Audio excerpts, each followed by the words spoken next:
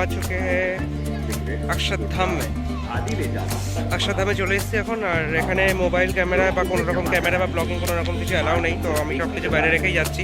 কিন্তু প্লেসটা খুব সুন্দর, আমি তোমাকে জাস্ট বাইরে থেকে দেখিয়ে দিচ্ছি। দেখো কি সুন্দর প্লেস, ঠিক আছে? দেখো কি সুন্দর। আর এখানে এখন বাজে হচ্ছে বিকেলবেলা ঠিক 5:30, তো খুব সুন্দর জায়গা লাগছে। আর দেখে নাও।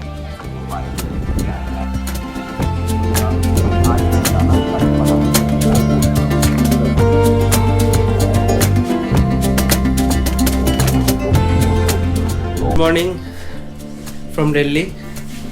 এখন বাজে 12:55, মানে 1টা বাজতে 5 মিনিট বাকি। আর এখন আমরা বেরোচ্ছি হচ্ছে দিল্লির কিছু কিছু জায়গা ঘোরার জন্য।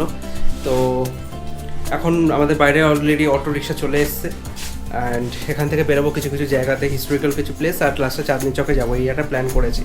তো রাস্তাতে বেরিয়ে তোমাদেরকে দেখাচ্ছি দিল্লির রাস্তাঘাট কীরকম, আর সাথে সাথে হচ্ছে কীরকম জায়গা তোমরা ঘুরতে পারো, শর্ট ট্রিপ অফ দিল্লি, যেটা তোমরা এই ভিডিওটা থেকে দেখতে পাবে। তো চলো গাইস, নিচে যাচ্ছি, লেটস গো।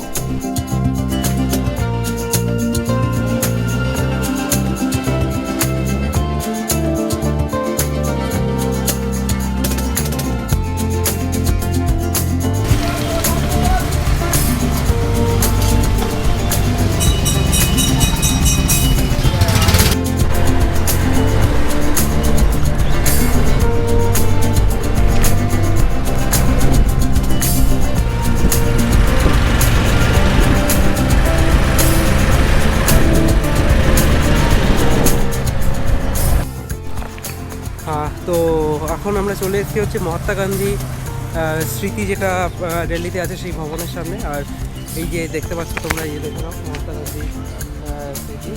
তো এখানে আসলাম। এর আগে গেছিলাম হচ্ছে ইন্দিরা গান্ধী মেমোরিয়ালে, ওখানটা বেশ সুন্দর, ভালো, বেশ ইন্দিরা গান্ধীর সম্বন্ধে অনেক কিছু জিনিস জানলাম। কিন্তু ব্যাপারটা হচ্ছে কি, ওখানে ভেতরে কোনো ক্যামেরা বা ব্লগিং অ্যালাউড ছিল না, সেই জন্য করিনি। তো এই এখন এখানে আসলাম, এর ভেতরেও ক্যামেরা অ্যালাউড নেই। তো এখান থেকে আবার নেক্সট স্টেশনে যাবো।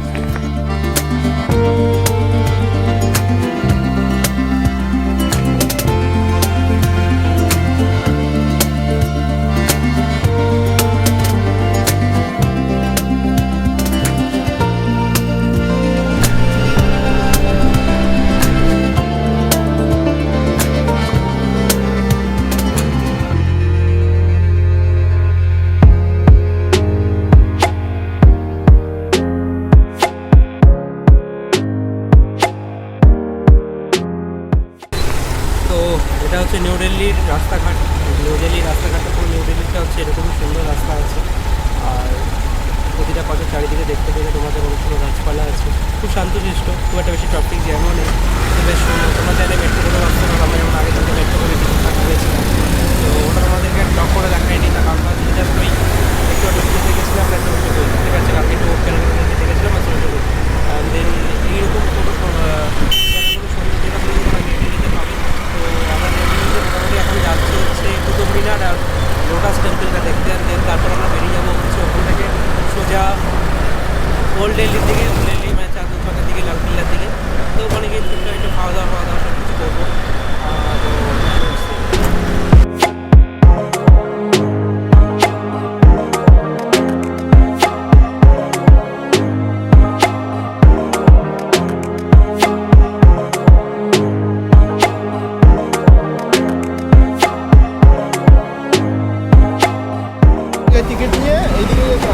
হ্যাঁ, তো গাইজ এখন চলে এসেছি হচ্ছে কুতুব মিনারে। কুতুব মিনার এখানটায় প্রচুর ভিড় আছে। আর এখানটায় আমাদের টিকিট নিতে হবে, টিকিট নিয়ে যেতে হবে হচ্ছে ওই পাশটায়, ওই গেটটাতে যেতে হবে। আমরা এখন টিকিটটা কালেকশন করে নিই, জানি না।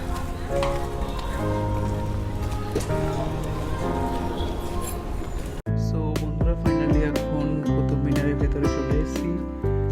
কি বলবো তোমাদেরকে, এখানে একটা বড় সমস্যা আমি পড়লাম। গেটের মধ্যে, মানে যেখান দিয়ে গেটে আর কি ঢোকে, সেখানেই আমাকে আটকালো। গোপ্রোর যে স্ট্যান্ড আছে, মানে গোপ্রোতে যে স্ট্যান্ডটা ধরে আমি ভিডিও করি, রেকর্ড করি, সেই স্ট্যান্ডটা এখানে অ্যালাউ নেই। তো কেন জানি না এটা করলো, বিকজ যারা সেলফি স্টিক বলো বা মোবাইলের যারা স্ট্যান্ড আছে সেগুলো সবই অ্যালাউ করছিল এখানে, জানি না কেন এই গোপ্রো স্ট্যান্ডে অ্যালাউ করলো না। তো যাই হোক, এটার জন্য আমার সাথে বেকার একটা তর্ক বাঁধলো ওদের সাথে, এবং আমাকে এর আগে কিছু লেখেও নি, গেটের আগে কিছু জানায়ও নি এটা। তো যাই হোক, তর্ক বেকার করেও আর লাভ কিছু ছিল না। তো আমি আর ভেতরে আমার আর গোপ্রো দিয়ে কোনো কিছু রেকর্ড করিনি, বিকজ আমার কাছে মাইকটাই ছিল না, কারণ মাইকটাই আমাকে রেখে দিয়েছিল।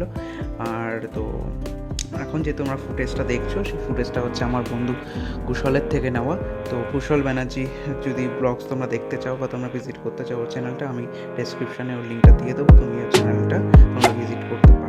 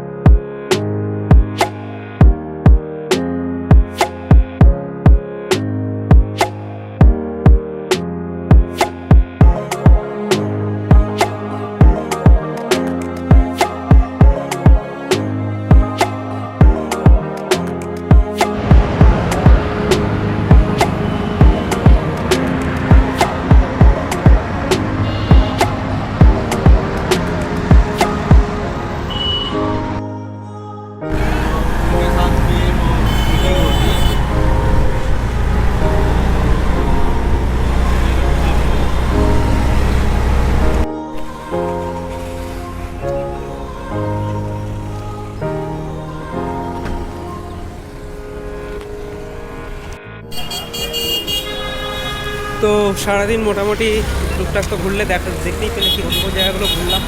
অ্যান্ড দেন তারপরে আমরা চলে আসলাম হচ্ছে এখন এই জামা মসজিদে। জামা মসজিদ এখন জানি না এখানে ভেতরে ক্যামেরা অ্যালাউ করবে কিনা, যদি ক্যামেরা অ্যালাউ করে তাহলে তো দেখাতে পারবো, যদি ক্যামেরা অ্যালাউ না করে তাহলে দেখাতে পারবো না। তো এটা হচ্ছে জামা মসজিদ, আর এখানটা হচ্ছে সেই মার্কেটটা পুরনো দিল্লি, ওখানে আমার চাঁদনি চক আছে। তো ফাইনালি ভেতরে আসলাম জামা মসজিদে, ভেতরে আসলাম। কি সুন্দর জায়গাটা দেখো, ওখানে বেশ বিকেলবেলা আসার একটা মজা আছে আলাদা, খুব সুন্দর জায়গা বেশ।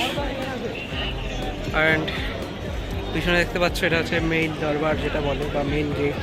তো ওখানটা দেখি ভেতরে কি আছে, না যেতে দেয় কিনা দেখে নিচ্ছি, দেখে নিয়ে তোমাদের জানাচ্ছি।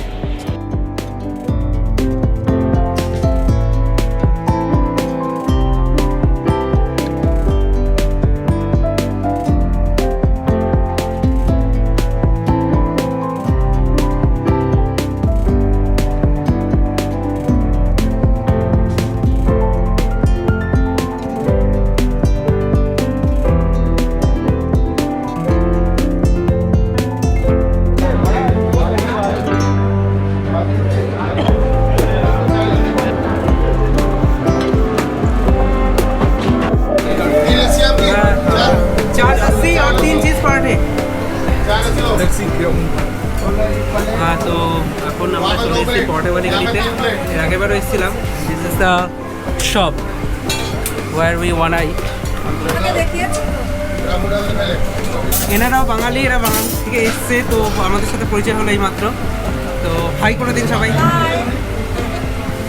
তো যাই হোক, তো এখন এখানে আমরা সামান এখান থেকে খেয়ে তারপরে বেরোবো।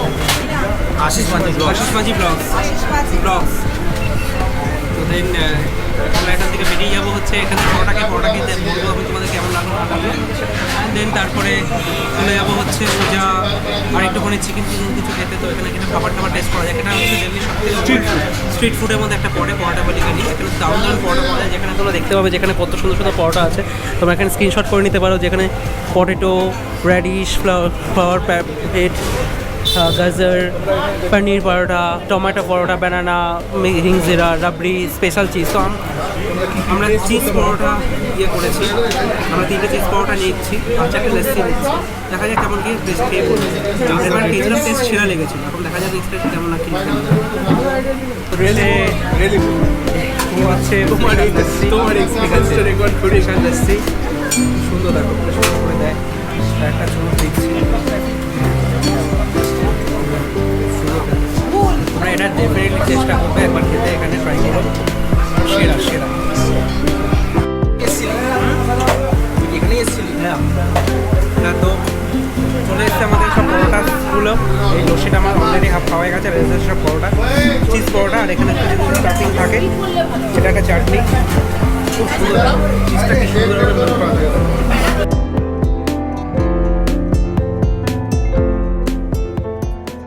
গাইস, কেমন দেখলে তোমরা এই এপিসোডটা কমেন্ট করে জানিও, আর ব্লগটা ভালো লাগলে as well like, comment, share করে দিও। আর হ্যাঁ, চ্যানেলটা সাবস্ক্রাইব করতে একদম ভুলো না, বিকজ এর পরের ব্লগ থেকে তোমাদের চলে আসবে হচ্ছে পুরো পাহাড়ের ব্লগ। মানে এর পরের ব্লগটা থেকেই তোমরা দেখতে পাবে হচ্ছে সিমলা মানালির সব মুহূর্তগুলো।